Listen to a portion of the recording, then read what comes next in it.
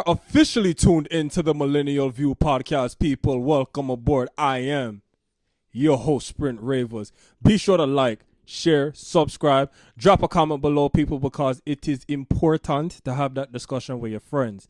Another artist has stopped by on the Millennial View, and he is a Queens native, so QGTM will have to represent same way. You know the know, people. Ladies and gentlemen, on the Millennial View, we have Credle, people. What's going on? Yo, it's a pleasure to have you on the show, sir. I'm glad, my friend. Shout out to Chrissy Creates. For sending me information, and cause I was like, I gotta do this press run. I got this big thing coming out, and who do I, And then she was like, yo, hit on my friend. This is why it's always important to have good marketing skills. You know what I'm saying? Marketing is important. If you want to get yourself out there, you go behind every platform to find out which part me can't find them people, yeah, so me can't promote me something. Yo, more boss are forward. Like, you know what I'm saying? So trust me, it definitely comes in handy. But my first question, because when I first met you, I got your name wrong. I called you Credle. His name is spelled Credle, right? So I said Credle, and Credle rhyme with needle. You know what I'm saying? So how did that start? Like, where did you get the name Credle? So Credle is actually my family name. Okay. And a lot of my family's from down south, so you'll even see a lot of businesses in North Carolina, places like Messick, and Newborn, where you'll see a lot of Credle businesses out there. And it was always a debate. I mean, at least for the Credles on the Northeast, as far as like how it's supposed to be pronounced. So originally, my first 18 years of my life, my parents kept saying, "Oh, Credle." And it came about like, nah, it's Credle. So imagine me from all the people I met because I already graduated high school at this point. So I went into college finally knowing like, okay, this is how it's pronounced. So I blame my parents for that. But, I'm just glad I eventually got it right. Yeah. And, so it's Credle. So anytime I bump into anybody from high school, anybody from Cardozo, yes, it's actually Credle. What year did you graduate from Cardozo? I graduated 2013. Oh, so we're the same age, because I graduated 2013 also. But I went to John Brown High School. That's the crazy part. Yeah, because when Chrissy told me that you lived in Queens, I was like, really? I thought you would have lived in Brooklyn because, Chrissy lives in Brooklyn. You know what I'm saying? So, yeah, that really good still. So now the music. Let's talk the music now. Mr. Credle, where was it that you discovered your passion for music? Like, who is Credle? Tell the people, who is Credle? Credle, he is a hell of a creative. Gotta give credit when it's due. You know what I'm saying? I hate to speak in third person, but it is what it is. It is what it is. And for me, like, I'm not afraid to admit, like, I feel like everyone has different personalities when they tap into different zones. I'm not the same person when I'm chilling with my family and it's like Thanksgiving or like Christmas or watching the Super Bowl versus me in the lab working on music and getting into that creative bag.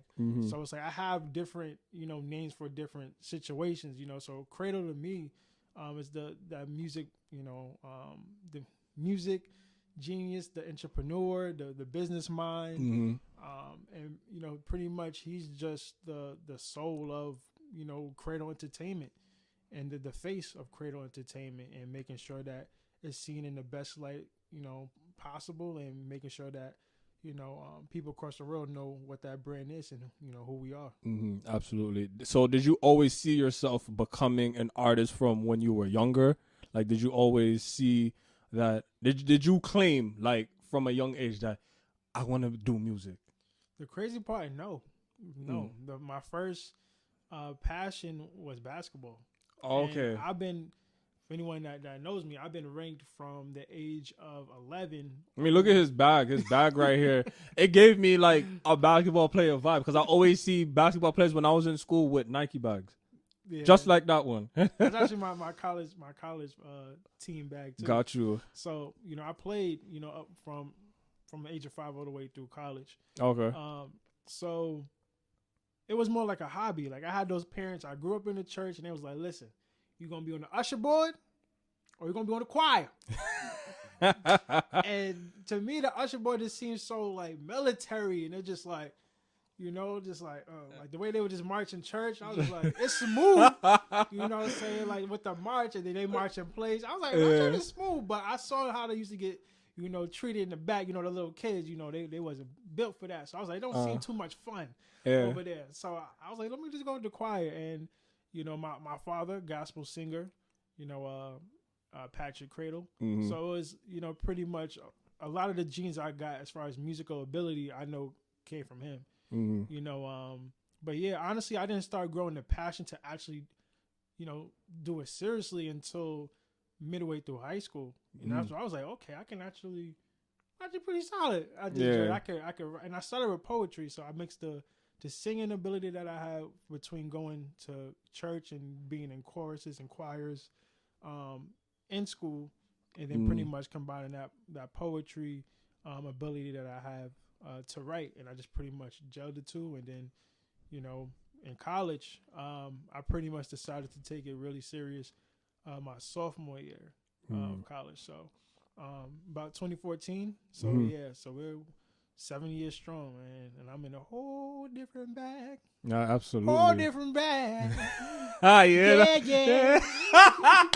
Yes. I said I'm in a whole different bag than I was in 2014. Ha! Do you know what I mean? No, I'm playing. yo. The energy, we really like the energy there, my brother. You see me? Like, so yeah, like when you have like experiences prior to, creating music, like for example, like when you mentioned the poetry, like that's something good to have prior to creating music, because music is kind of like, similar to poetry. You're expressing your thoughts. Right. You know what I'm saying? But you're putting it into a song. You know what I'm saying? The last guest I just had, she's a poet herself. Big up Ree.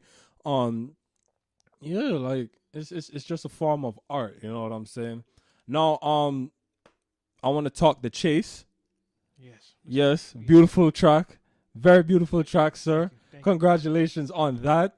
Now, how did that start? Like, what triggered you to write a song? Matter of fact, what is the song like literally about? Like, what is The Chase? It's crazy because The Chase has so many layers, and I didn't even really realize it until I had to listen back myself on just going into all these stories and experiences. Not only that I've gone through, but I do have the ability to watch someone I know personally go through something and write about it. So it's like a mixture of messages within one. Okay. So ultimately the bigger picture is manifestation. Got manifesting. You. Yes. True love, manifesting. Finding the one and actually being open to accepting love and giving love as well. You know what I mean? And when people ask me like, hey, Credle, like who's your main, target audience? Obviously I want to be universal, but as far as the feedback that I get or the reception that I get back, it seems to be mostly it targets or attracts more to Black women, in the mature ages. I say from 25 to 35. That's a lot of the people that come to my shows and support. And I have a lot of these friends in general. In general, I just have more female friends, and I always get the the F. I don't know if I can curse, but the F boy. You can. The fuck boy stories. Yeah. Come on, fellas. Fellas, hey, we gotta do better. We gotta do better out here, Black men. Come on now. Come on. We gotta lead by example. So I'm gonna do that. So I do hear these stories, and it's like because of these past experiences, this trauma and past situations, it was hard for a lot of my female friends to open up to that next guy, that next person, that next man that could possibly potentially be the one. Yeah. So that song was speaking to like, hey, like we all been hurt, we all been through it, but that's what love is. Love is risk. Life is risk. So it's just like at the end of the day, you can still, maneuver differently because you know what I'm saying, of what happened, but that doesn't mean you turn it off your love all completely, Right. So it was more so, like, hey, like, yo, open up, Open like, up more. that he's right out the door. He's right out the door. And you see that is it's crazy because you really have like people that pass up these opportunities that come into their life. You know what I'm saying? And they wouldn't even give the chance to, like, do their research on this person, like pick their brain, get to know them, talk, just talk. Like, I'm not asking for too much. All I'm just asking is to talk. That's it. And we were you can't all even say hello anymore sometimes. You can't. You know what I'm saying? No, and like, yeah, people just need to learn how to open up more, because when you're not opening up, it's really going to mess you up in the future. The more you practice it, the better you're at it. The less you practice, you're going to be in trouble. Simple. You know what I'm saying? So let me ask you this. What are your views on women chasing men? Like, is that a problem, or does the man have to chase the women, or could it just go both ways? Me personally, it can go both ways, but from my experience, from my experience, it seems to be that women are more, they reach that mature stage faster, right, than men. So it does become pretty. I mean, from my experience, again, more normal. It seems that women tend to have to wait on the man to mature. And that's why you see women dating older men. Right. A lot of the times. Right. And it sucks. But it just is what it is. What but maturity is. don't come with age. It don't. Because you still have 32-year-old men acting like 16-year-old. You still have 21-year-old women, them are going like them 35. You know what I'm saying? So age, like, that's why I really look at this whole age thing. Like, is that really like the thing? You know what I'm saying? I mean, some ages speak for themselves, and then you really have some ages where it's like, okay, they're really not acting like their proper age. You know what I'm saying? So that's because to follow what you're saying. Just going back to a moment ago of women being more open after being hurt.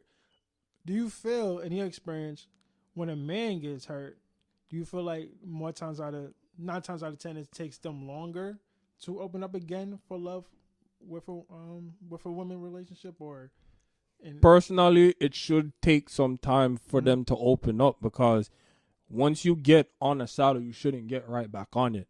You know what I'm saying? You really have to, like, take time to see what you like, what you don't like, what to attract, what not to attract. Yo, it's just observations you got to make as well, people. Like, there's nothing wrong with me time. Me time is so important, because if you get right back on the saddle right after you get off, what did you really learn? You know what I'm saying? Like, it's okay to take time off and learn. Yo, I've been single for 5 years, bro. 4 years. Bro, you know what I'm saying? So, you know what I'm saying? So you get me? Like, yo, like, I'm not really, like, rushing. You know what I'm saying? Like, till this day, I'm still learning. Hey, you know what I'm saying? And there's nothing wrong with that. Like, people will really look at me like, oh, 5 years, like, damn, how do you do it? I'm learning and I'm taking my time. Meanwhile, you're there saying, oh, well, I can't do that. You want to know why? Because you don't want to. You fear that, oh, I'm going to be lonely for the rest of my life and live with 9 cats. Whatever. You know what I'm saying? So that's my outlook on the whole thing. Like, opening up is important, but it takes time. So people, just take your time. It's all right. It's not a race. There's no rush.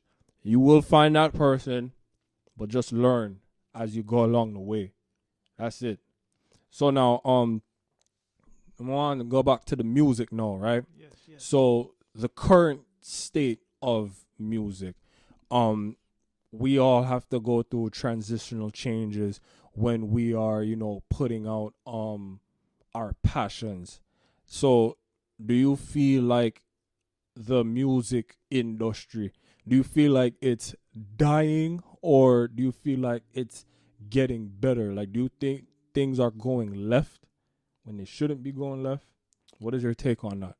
I feel I want to say is I don't want to go to the extent is dying, but I do feel like it's being oversaturated with the same type of style. Okay. And people be like, oh, it's like we need the real music, the real music.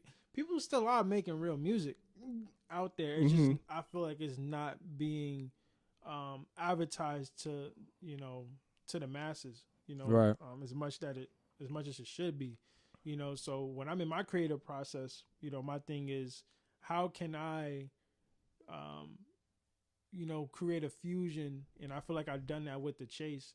How can I create this fusion of the mixture with old school, with new school, and creating that balance of bringing, great music back. You know what I'm saying? Quality music back with, you got live instrumentation on it. You got 808s on it, so it still has those elements of the new school, but still, older people can still listen to it because my vocals and when I'm speaking on as far as black love or just in love in general, of anyone having to open up, and I feel like it's relatable to everybody. Absolutely. At the end of the day, obviously if you're got some melanin on you, you're going to understand it to a deeper level, but on a general surface, like anybody can digest it. Absolutely. Anybody, whether you're in a heterosexual relationship, homosexual relationship, whatever relationship you're in, you can relate to it.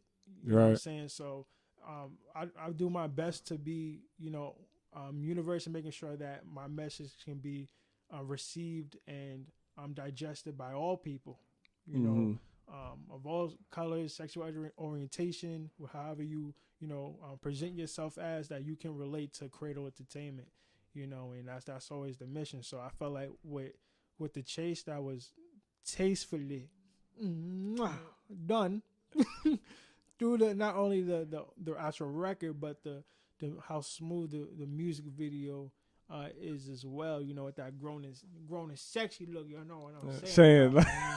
You know how we do.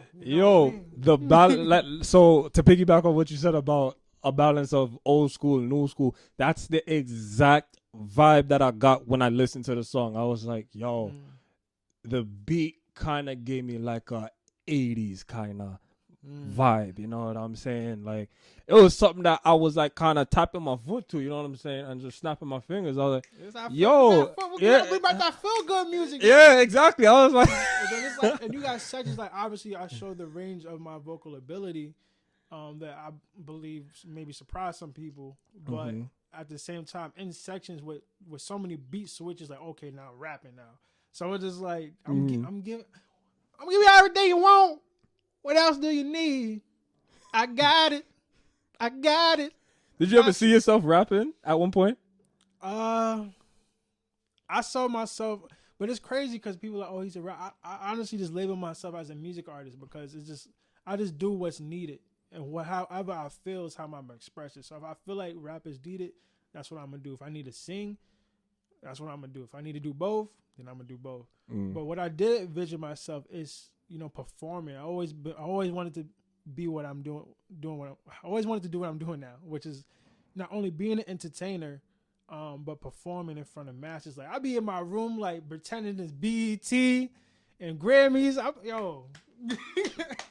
I be thinking of like how I want my dancers to be dressed. How do I? Yeah, that'd be nice with some roller skaters. Yeah, that'd be so nice.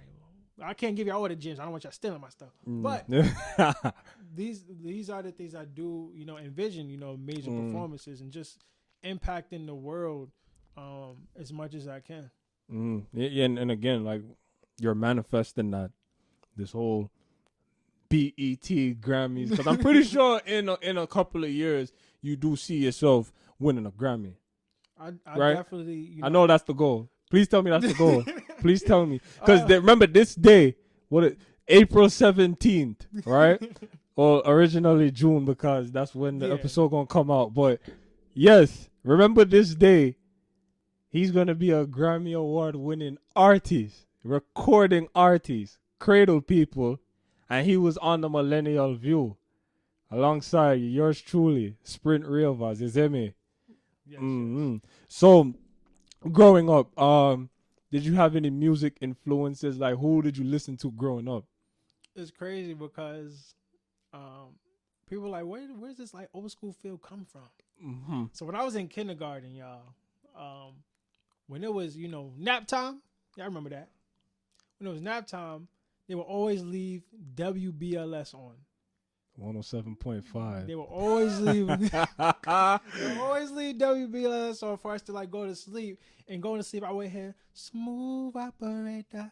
Sade. I always just hear some Sade, some Maxwell, all type of the Owsley brothers. Like I would hear a lot Michael Jackson, Mm-hmm. who honestly inspired this record a lot with the whole Okay. "You give me butterflies" like that that vibe Definitely. kind of much love to Michael Jackson, rest in peace. But even with the new school as well, a lot of influences came from Kanye, Kid Cudi, Gambino, Mm-hmm. and I feel like those three right there alone, just not afraid of being different.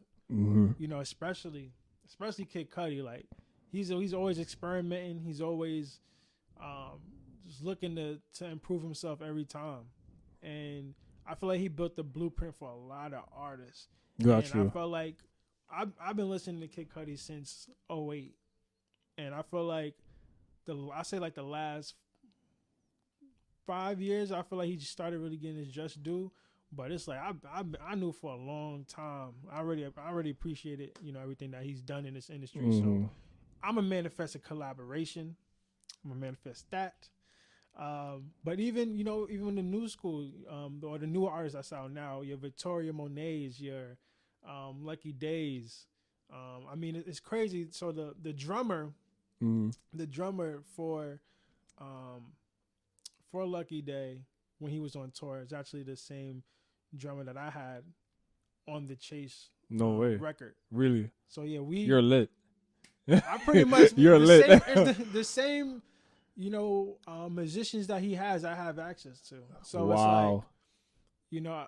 it's only a matter of time before I have a major collaboration with somebody. Absolutely. And know? you actually just answered my next question. Like, if you had the opportunity to work with a big artist, who would it be? So you mentioned Kid Cudi.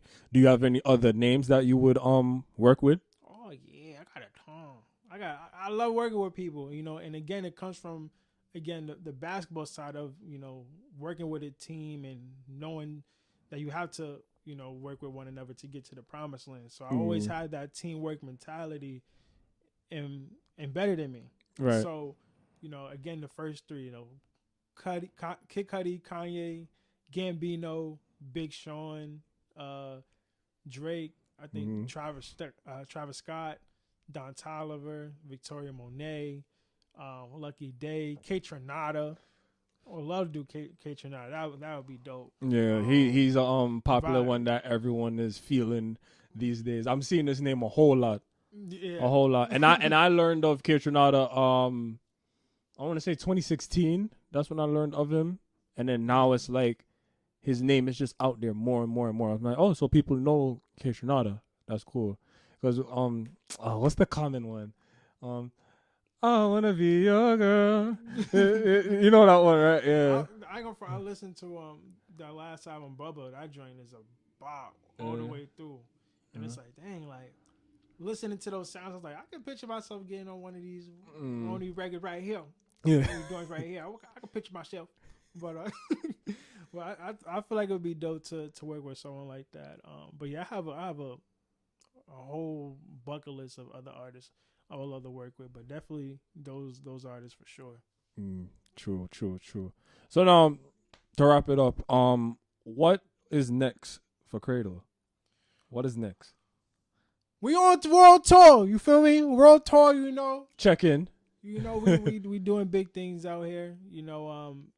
Just the whole rollout of getting the Chase out there. You know what I'm saying? And to me, it's bigger than like. Yeah, it's nice to have your record doing so many great numbers on all streaming platforms and YouTube and all those great things. But honestly, my end game is to inspire millions, you know, through spiritually healing.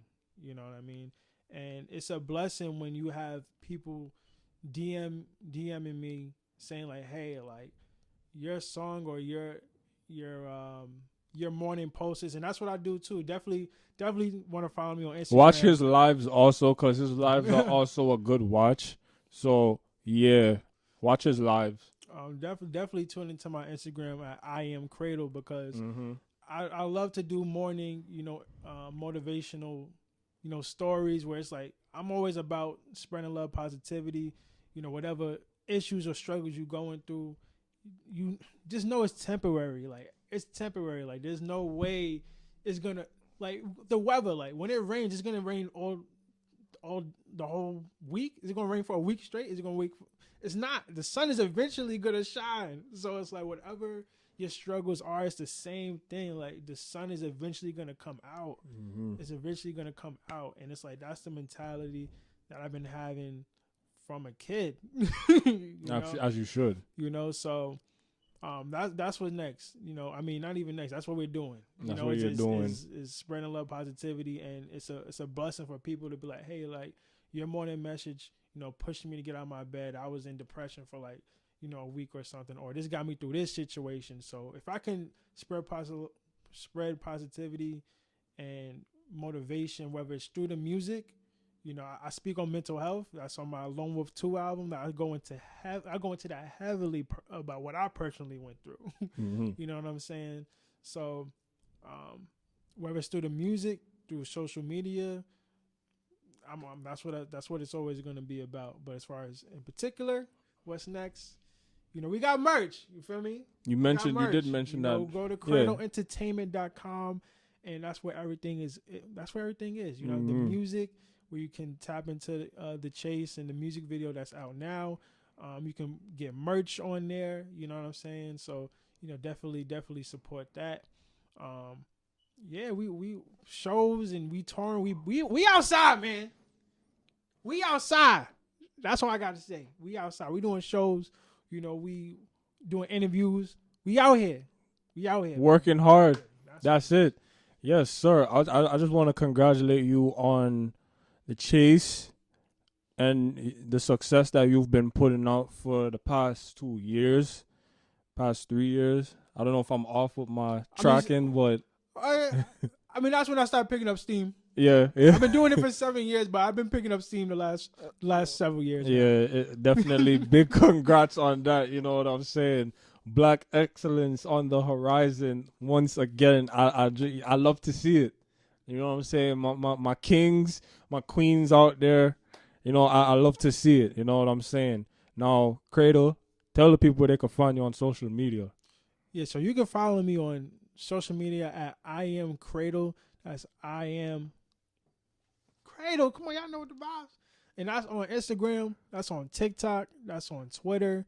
That is on Facebook. It's the same thing where you can find me. All right. And then go to CredleEntertainment.com where you can purchase your lovely shirts, hoodies, and more. All right, y'all. That is the Millennial View, Season 3, people. You don't know all the thing already. You know the know. Wolfpack, y'all. Credle in the building. Sprint Rivers. I'm out. But you want to